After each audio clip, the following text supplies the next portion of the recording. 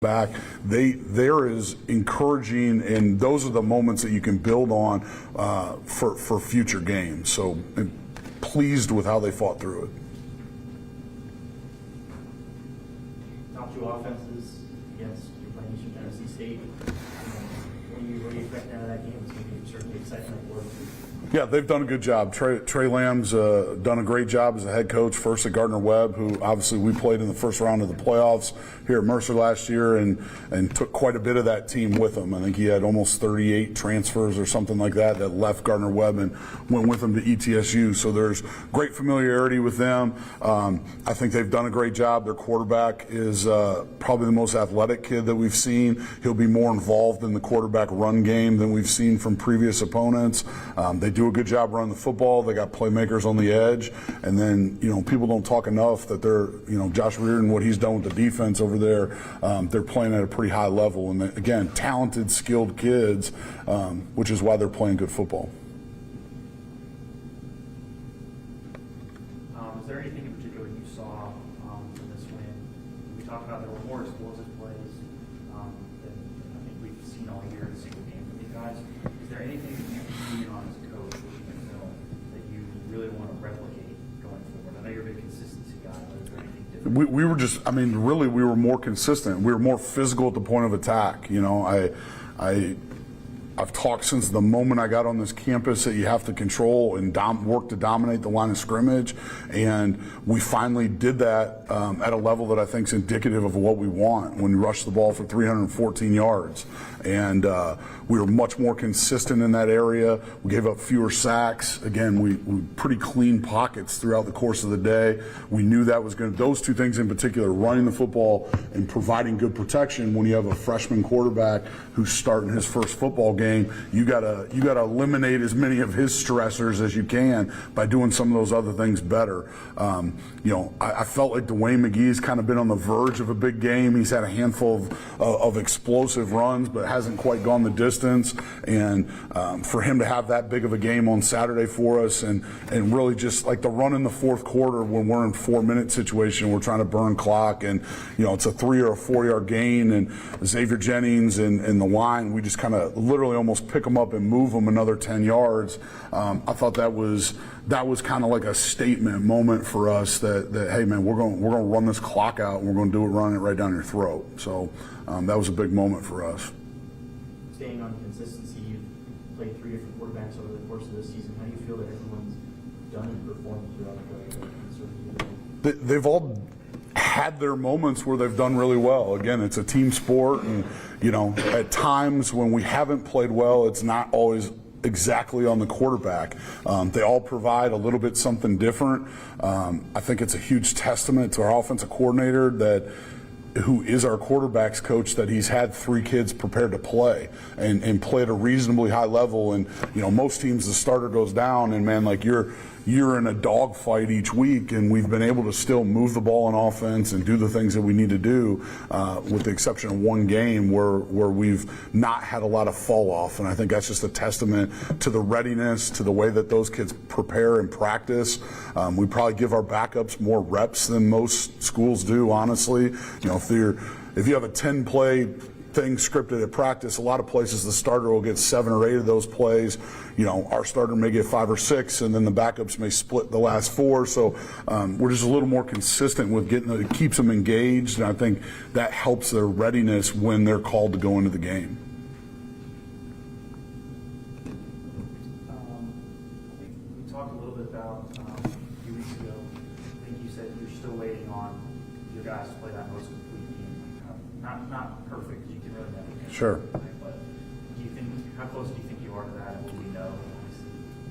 Yeah, I think so, right? Like we can't not score points in the first quarter, right? But I think you've seen, even in the Sanford game, which didn't have a lot of good in it, the third quarter we proved that we're kind of what kind of team we are. And then you look at the run between the second and the third quarter, and then again I look at the finish of this game. It's not just about starting fast; you have to finish. Now you have to make sure you start fast enough that you can, you can't get behind the 8 ball so much you can't overcome it. But I thought the finish to that game and the way that we played, and again there wasn't any flinch, there wasn't any panic. Guys just did their jobs at a high level, and the results were, evident. Homecoming as well. How big is that for you as a coach of the team? What does it do for you guys? Homecoming is brilliant for the campus community. Our job as a program, and these guys will tell you time and time again, our job is to win the game, right? All the pomp and circumstance and the pep rallies and the fireworks and the reunions, it's awesome. We can't wait to have a full stadium. Our job is to be ready and win the game. That's our part of homecoming. And so we'll work to do that through how we practice this week, but it'll be exciting. I haven't had a lot of chances to get back with some of the football alumni specifically. I know we have a big group coming back, so I'm looking forward to welcoming them back to 5-star and getting around our staff and our kids a little bit. Coach, you mentioned earlier how you guys got that big score at the end before halftime towards the break.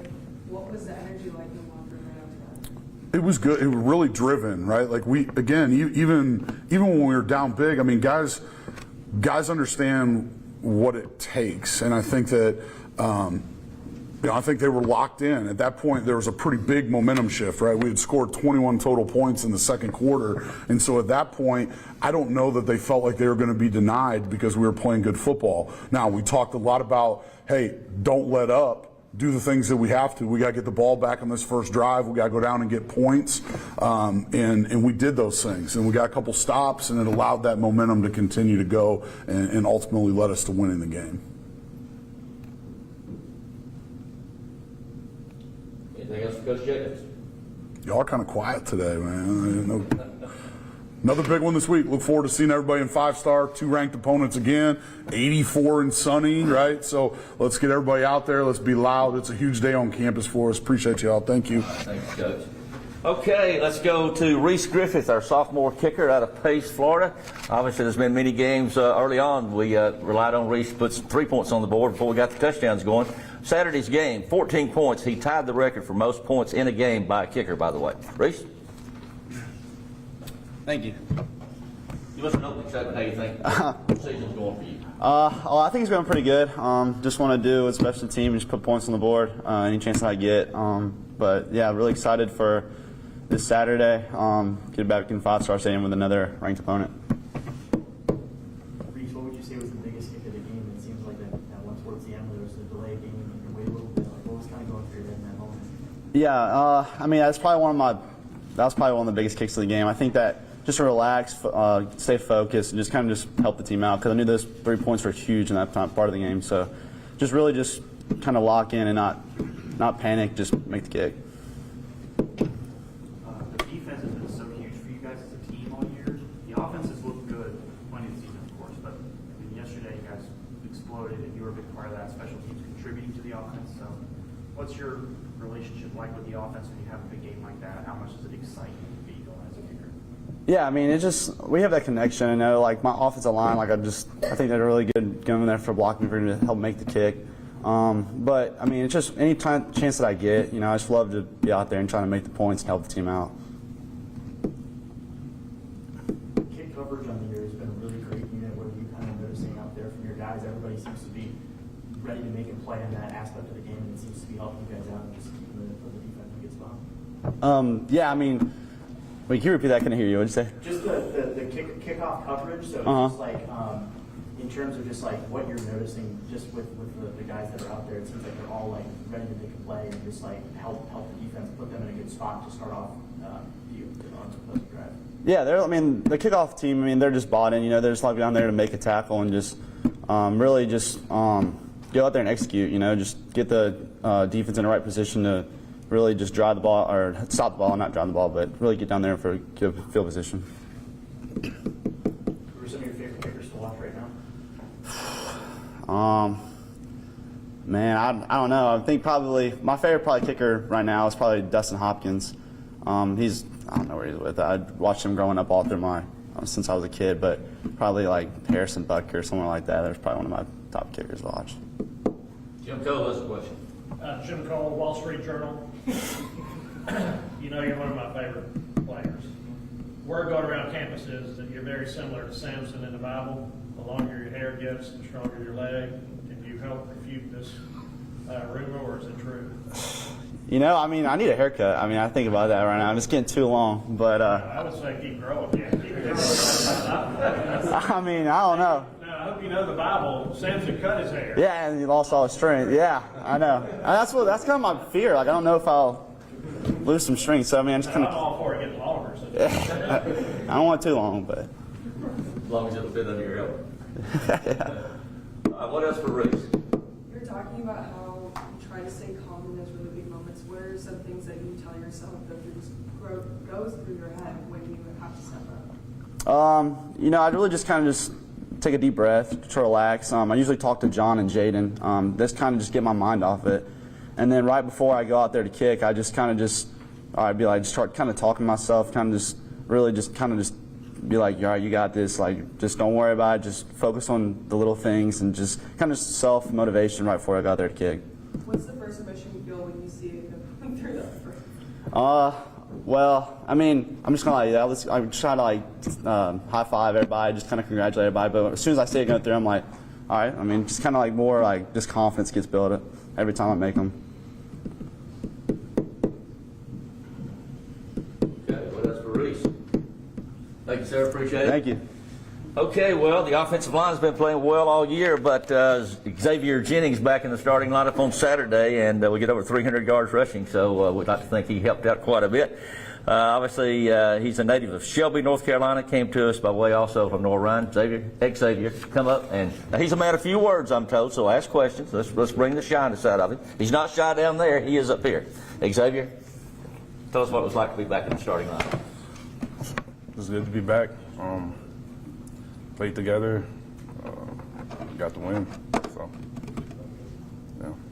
Xavier, you're talking about just the impact of the defensive line. I know a lot of the spotlight might go on the defensive backs and that unit there, but just how you guys played on Saturday.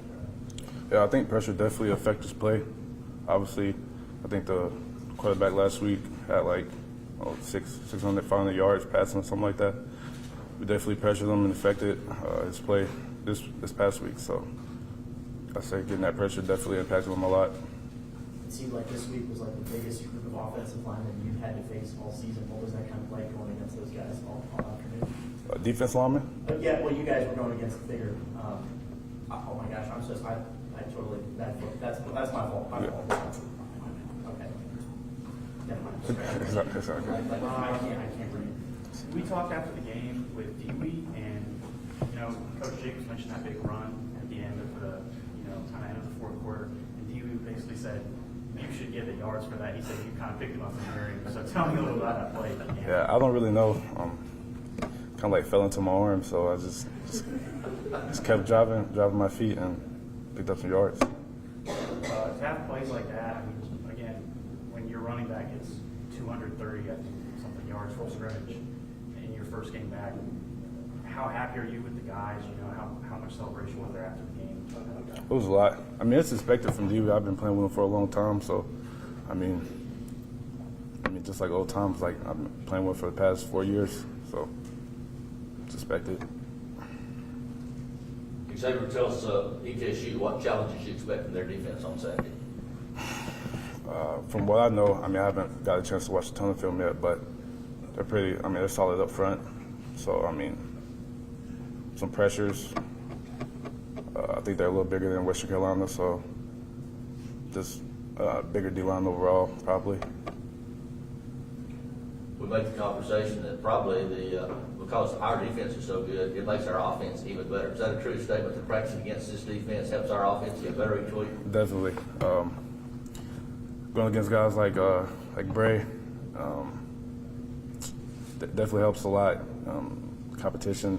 I mean, when you go against the best every day in practice, I mean, I'm not really shocked when it comes down to the game on Saturday. So, yeah, definitely helps a lot having the best D-line in the conference. pass protection, not a lot of sacks given up on Saturday. You know, what's that like to just, you've played with a lot of different quarterbacks this year. How are you just keeping your communication and just keeping everybody protected? I mean, just treating every quarterback the same. I mean, whoever's back there, I'm gonna block for him. So I mean, just yeah. Obviously, it was a big win for you guys, conference standing wise. You have another big conference home game this week. Is there a different kind of prep you guys will do for a bigger conference game like this, or do you just is it like the same as the plays? Treat everything the same. Get geared up. Yeah, just obviously schematically, prep differently. It's a different type of defense we're playing, but like in terms of like practice, I mean, the same. Just go over the scheme.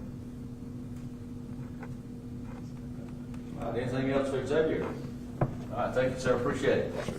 Okay, let's talk some hoops now. You know, as the radio announcer a few months back, when I learned we had 3 new coaches to work with, or I did this year, I'm thinking, wow, this is going to be unnerving because, you get in a routine with coaches and pregame interviews, postgame interviews, but I can tell you already, in the half year I've worked with Coach Jacobs, it's been a pleasure to work with him.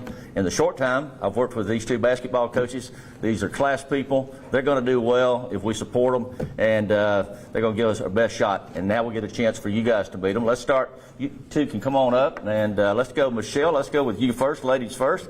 Our women's head basketball coach, Michelle Clark-Curtis. Coach, if you'll give us an opening statement, how it's going, and your what you look for in your ladies this season. Yep. How's everybody doing? Oh, how's everybody doing? Good. Yeah. First, I'd just like to say congratulations to Coach Jacob and just all the sports that are competing right now. So doing a lot of great things, and so my team and the staff, we're just excited to get going. Again, we're practicing hard, just trying to put things together. We have an opportunity to put a whole new team together. I have my staff that's here. I want to give a shout out to my staff that's back there. They've done an amazing job just helping me be able to do the things that we need to do. So right now we're just growing. We have our first exhibition game this Wednesday coming up. We had close scrimmage. We learned a lot from that close scrimmage. We scrimmaged against Georgia Southern and did some really good things in the first half. I felt like we had to continue to keep growing in the second half and learning from those things. But really excited about this group. They're working hard for us. It's just a lot of teaching and them understanding and learning our system. So really proud of a lot of the players. Nahawa, who came from New Mexico, transferred in for us. She's doing phenomenal. I think just a player that the coaching staff and I feel like that we can put the ball in her hands at times to be able to get us a score. We're still working to try to get our defense on point and what we need, but I'm just super excited in where we're at, and we just got to continue to keep growing every single day. So. Coach, you're coming from a Power 5 program. What was that like? What attracted you to Lincoln and Mercer's basketball program? Yeah, I mean, I'm coming from a Power 5 program, but I've also been at the mid-major level too. I think at the most important thing, the biggest thing that attracted me was the university itself, and what Coach Garner, she did. It was a lot of winning here, a lot of success, and I'm used to winning big, and that's something that I want to have the opportunity to do, to be able to win championships again and compete for championships. So that's why I thought Mercer would be a great fit for myself and my family. Who are some players that people should be keeping an eye out for this year? We talk about this as a staff. I think this is going to be a team where I think on different nights, different people are going to have to step up. So we need everyone. We need everyone on this team. But I think that a lot of players that have really stepped up for us are, some of the returners that returned. Ashley Locke has done phenomenal and did really good for us. Aspen's done a great job of filling in the roles of where we needed her. So, when you think about it, we had to put a whole new team together. So we have some junior college players, we have some transfers. We've had some nagging injuries, a couple of people out, and so we're trying to just get everybody together and just continue to keep getting better. So I would say, some of the returners, and then Aaliyah Collins, our point guard, super quick. athletic, still learning and learning my system. But I think she is, we say this all the time as a staff, as she goes, we go. So we're going to need her to, she has to hear from me every single day. So hopefully she'll continue to keep getting better, because those point guards, those are the ones that make us go. You talked about it at halftime at the football game on Saturday. Actually, you already touched on it a couple times here. Kind of have to build up that roster. It took longer than normal. Transfers coming in. What was the biggest difficulty in that for you as a coach? And then what are some of the positives that it's brought so far in the practice process? Yeah, great question. I think it's just the timing of everything. I think when you've been in the game for a long time, you have the opportunity to have the contacts. My biggest thing was to make sure that we could get my staff together so they could help. But once we got rolling and got people here on campus, it's a beautiful campus with amazing academics. So once we got them here, I think we got 3 or 4 commitments in a week or so. So it was just picking out the right people that was going to fit our program and what we needed. So I think that's the most important thing. And right now it's just getting those personalities to gel and bond. But I think they've done a great job with that. They have great chemistry. They get along well, sometimes too well. I need them to be a little meaner when they're competing against each other. But I think that's the good thing, that when you put a team together and the staff did a great job of finding the personalities that fit me also too. And then with an exhibition game, you talk about a close scrimmage, and then I think the key is the fans, Yes. What's the biggest thing you look for as a coach from an exhibition game? It's obviously not going to go on your record, but Yes. what are you trying to do in that Yeah. circumstance? I think you said it, the biggest thing, a lot of coaches do closed scrimmages, but I like to do the exhibition for the fans, and especially because we got basically a whole new team, whole new staff. Just the energy that we're going to bring. I want our team to make sure that they're energized every single day and playing hard and competing. We tell them all the time they don't have to be perfect, but they got to show up, and us as coaches shouldn't have to bring that energy and effort for them.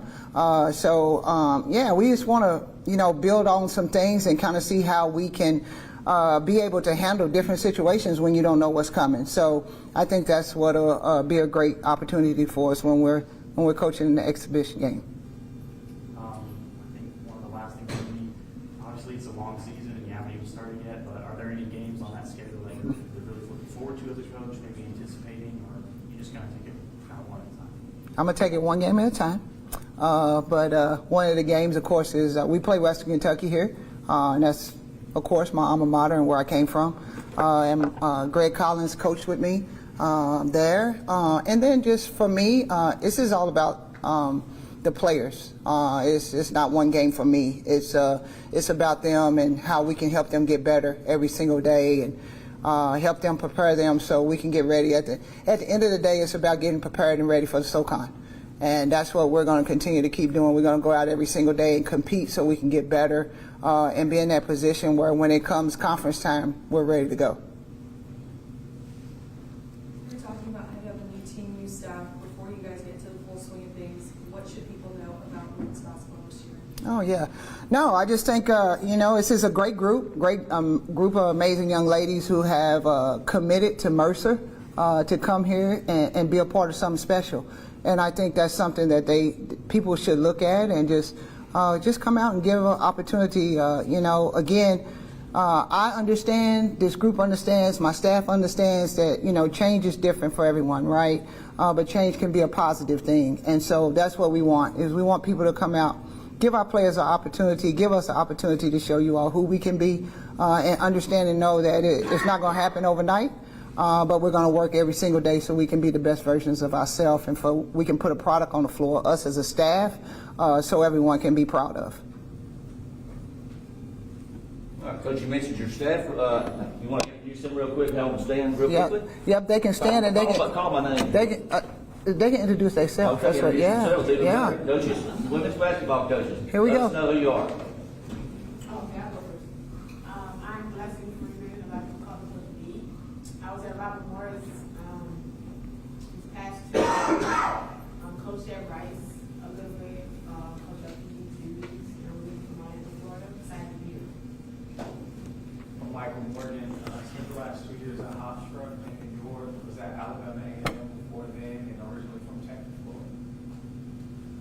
T was at Wake Forest last year, and before that was with Coach Hurd at Cincinnati. I'm originally from South Carolina, and I'm happy. I'm Coach Liz. I've been Coach Carolina the last 2 years. From Augusta, Georgia. All right, Coach Lex, just to clarify again, exhibition game Wednesday night, 7 o'clock, Young Harris, but then Monday night of next week, a game that was originally supposed to be at Yes. UNC Asheville has now been moved here. So she also has her regular season open home game next Monday as well. Yes. Correct? Thank you, Rick. Okay, thank you all. Okay, let's go to men's basketball. Coach Ryan Ritter. Coach, come on up and tell us what to look forward to with the Bears this year. Yeah, good afternoon, everyone. So it's getting a little chill in the air. You know, feels like basketball season. Pretty excited. I want to echo what Coach said. You know, congrats to football, Mike and those guys for the tremendous start.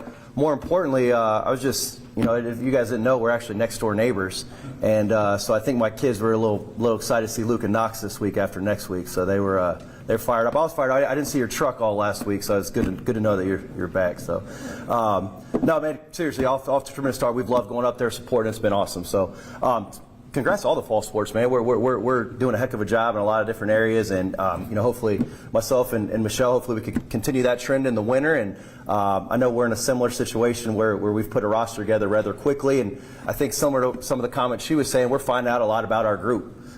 We've got 3 returners. We have 11 new guys that we put together from the span, I think, of, you know, really March 15th to kind of May 1st. So it's going to be a fun ride. We're excited. We think we've got the right group in here. But before I go any further, kind of what Coach said, when we got hired, I think it was right around March 15th, the most important thing was putting a quality staff together. And I know we did that. Got guys with all different backgrounds, all different coming from all different areas, but we have one common thing.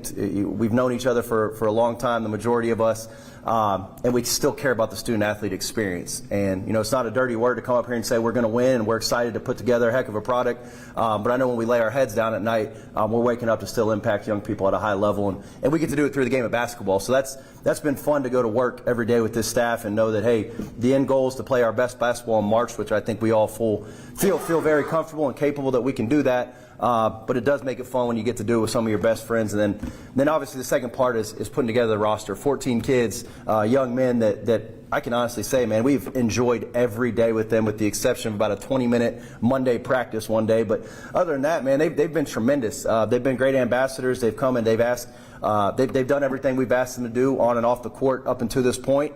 And I always think it's funny when you ask college coaches, man, how do you like your team? And it's October. Well, everybody loves their team. We're 0-0. We got no minutes. We got no adversity. If you don't like your team in October, I got news for you. It's going to be a long next 6 months. So, but we are fired up about the group. Similar to Coach, we've had 2 close scrimmages. You know, played a Big South opponent and played an Atlantic Sun opponent. Found out a lot about our group. I think we're right on the right track to having a really successful SoCon season.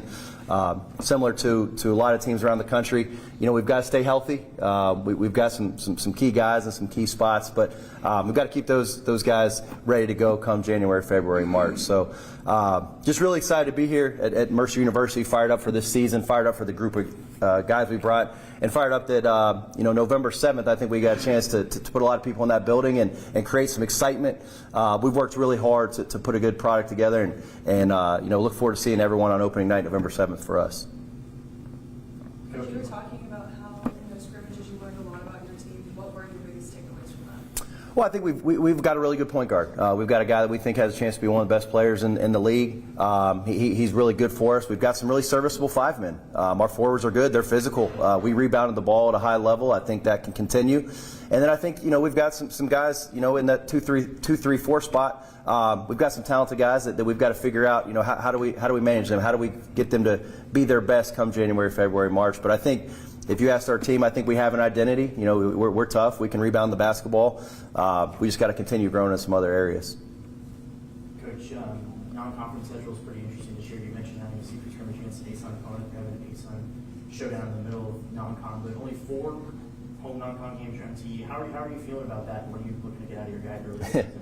Yeah, I think, you know, the first thing is our job is to play our best basketball in March. So this thing, especially when you put so many people together, new people together, it's going to be a process. But, you know, the truth is, when I got here, the last schedule was already done. Just some end of some home-and-home agreements from the previous year. And, I think you got to focus on the things you can control. Would I love to have another home game? Sure, absolutely. But at the end of the day, the SoCon, unbelievable league, top 12 league in the country last year. The reality is we're probably going to have to win 3 games in March out in Asheville. And so our job, whether it's playing at DePaul, whether it's Winthrop, whether it's a non-Division I, is putting together consecutive days of going 1-0. So, yeah, I'd love to have some more home games. I think when we have a chance to fully do our schedule next year, I think may have some maybe better home contests. But I love the opportunity, man. 13 non-conference games. We're going to find out.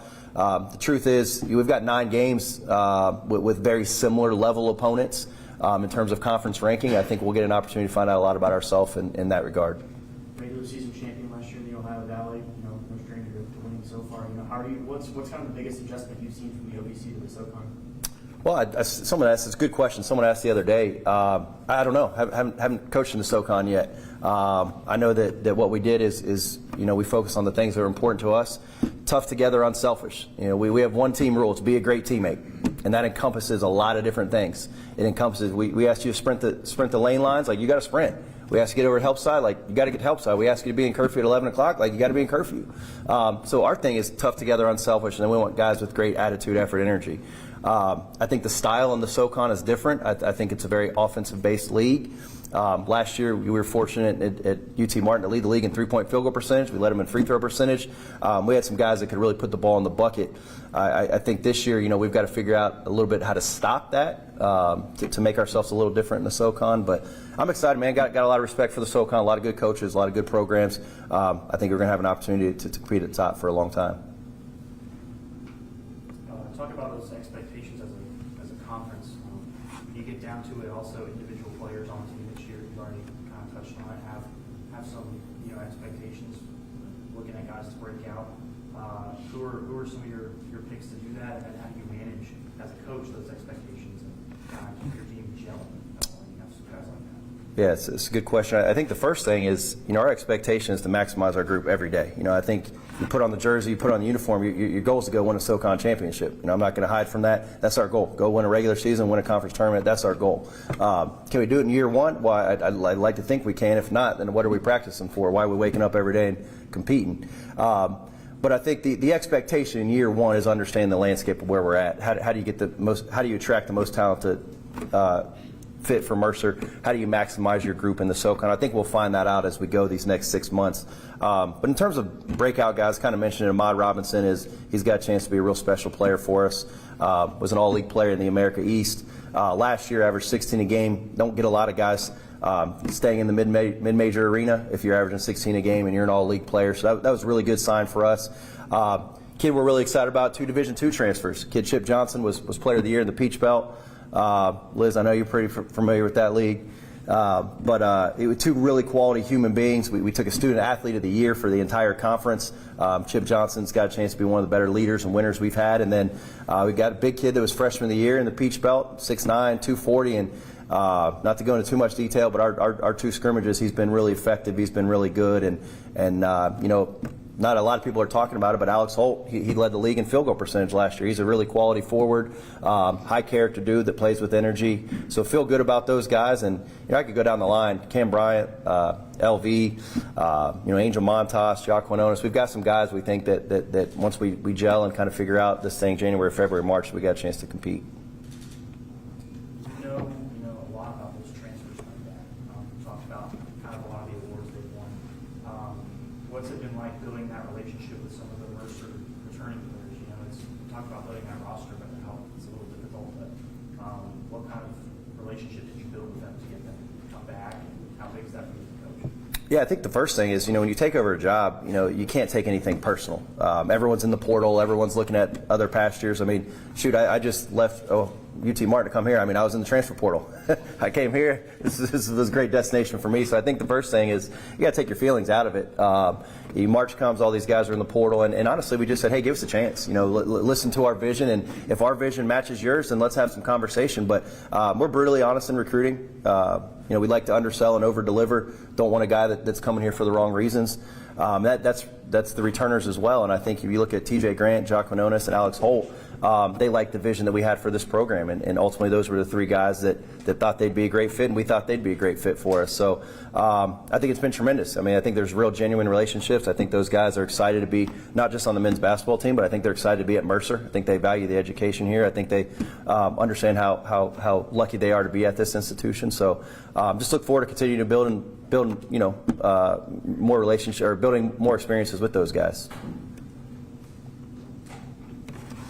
Anything else, Coach? Let's recognize your assistants that are here.